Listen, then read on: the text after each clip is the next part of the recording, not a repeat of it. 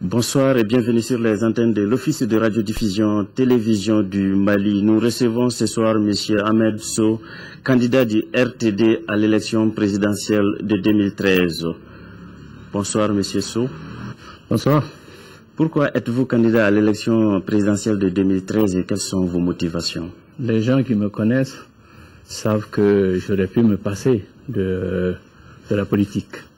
En effet, je suis responsable d'une société d'intermédiation financière qui a sa société holding à Dubaï, qui a des filiales dans certains pays africains, qui a une filiale à Hong Kong, un bureau de représentation en Chine et sur toutes les places financières.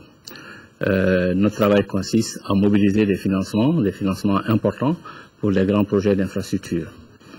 Ces 2 dernières années, nous avons mobilisé plus de 365 millions de dollars et nous avons un portefeuille de plus d'1 milliard. Donc moi, j'aurais pu me contenter de ça. J'aurais pu, je disais, Dieu merci, ne pas me mêler de politique. Ceci étant, quand on analyse la situation de notre pays, et quand on voit ce qui pourrait se passer, on se dit qu'il est essentiel de pouvoir faire quelque chose pour le pays.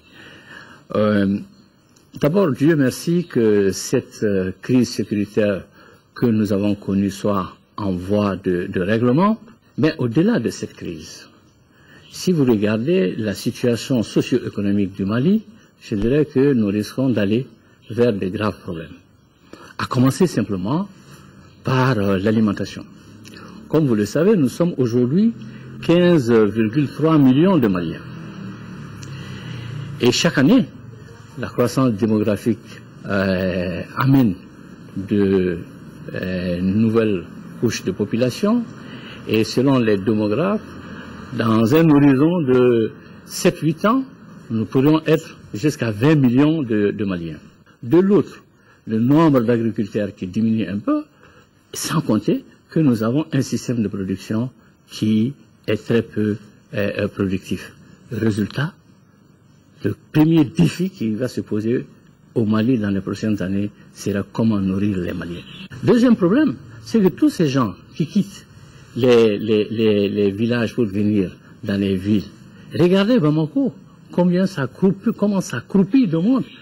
Nous ne sommes pas loin, sinon plus, de 2 millions d'habitants aujourd'hui à Bamako.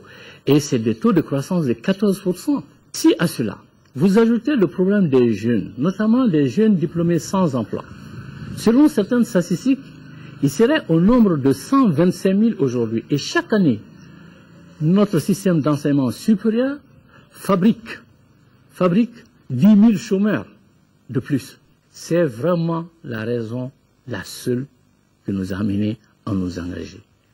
À nous engager en essayant de faire appel à des hommes et à des femmes qui croient encore à leur pays, pour qu'ensemble, on se batte pour amener le changement, le vrai changement. Quels sont vos axes prioritaires pour sortir notre pays de cette situation sociopolitique et économique? Bon, d'abord, je crois qu'il faut parachever la paix. Je crois qu'il y a eu un accord préalable qui a été signé à Ouaga et qu'il y a un préambule et 25 articles qui, à mon avis, constituent une bonne base de négociation, d'autant plus que l'article 25 de cet accord stipule clairement que l'intégrité territoriale du Mali est intouchable, que la République est indivisible et que le caractère laïque de la République est reconnu. Et si effectivement les Maliens nous font confiance, dès que nous mettrons le gouvernement en place, nous n'entendrons même pas les 60 jours requis par les accords de Ouagadougou, nous allons immédiatement engager les négociations, notamment en collaboration, en stricte collaboration avec la commission dialogue et réconciliation, pour qu'entre Maliens, nous puissions arriver à installer une paix durable dans le nord de notre pays. J'ajoute que qui veut aussi assurer la paix durable entre les Maliens doit préparer la guerre contre les groupes terroristes et narcotrafiquants, parce qu'elles n'ont pas dit leur dernier mot. C'est pour cela que nous devons renforcer notre armée. Nous devrons avoir une armée républicaine, bien formée, disciplinés, équipés. Il faudrait améliorer la condition de vie de nos hommes, de nos troupes. Nous allons étudier une grille plus avantageuse pour nos forces de défense et de sécurité. Je reviens sur d'abord la nécessité d'instaurer une gouvernance, une bonne gouvernance. C'est pour cela que dans notre programme, nous chercherons à trouver des gens compétents, des gens honnêtes et les confier les postes de responsabilité. Comment? Je ne vois pas deux façons. La seule façon de trouver des gens valables, des gens compétents, c'est la compétition, c'est le concours.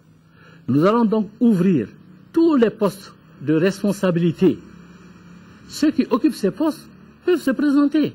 Ils ont l'expérience, ils ont la compétence, ils sont honnêtes, eh bien ils seront retenus.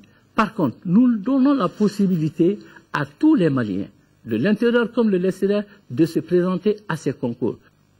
Partout où j'ai vu que les choses se sont améliorées, c'est que tout simplement, il y a eu des hommes compétents à des places de responsabilité. Avec un principe essentiel, la récompense du mérite et la sanction de l'échec. Si vous regardez un des grands problèmes de ce pays, c'est que les salaires sont dérisoires. Le salaire moyen, c'est 35 000 francs CFA. Le salaire d'un cadre après une dizaine d'années de travail, c'est 100 000 francs CFA. Un ministre, c'est moins de 1 million. Le Premier ministre du Mali gagne moins de 1 200 000 francs CFA. C'est dérisoire. C'est la raison pour laquelle je voudrais augmenter fortement les salaires pour combattre la corruption. J'ai dit que dans le budget 2015, je vais doubler la masse salariale.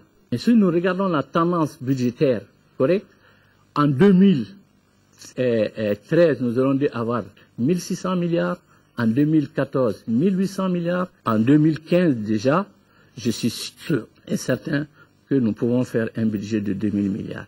Et lorsqu'on a un budget de 2000 milliards, procéder à un doublement de la masse salariale, c'est-à-dire 452 milliards, est encore de l'ordre du raisonnable. Je vais même plus loin. Je vais accorder des réductions d'impôts aux entreprises privées de l'ordre de 40 milliards pour qu'elles puissent augmenter les salaires.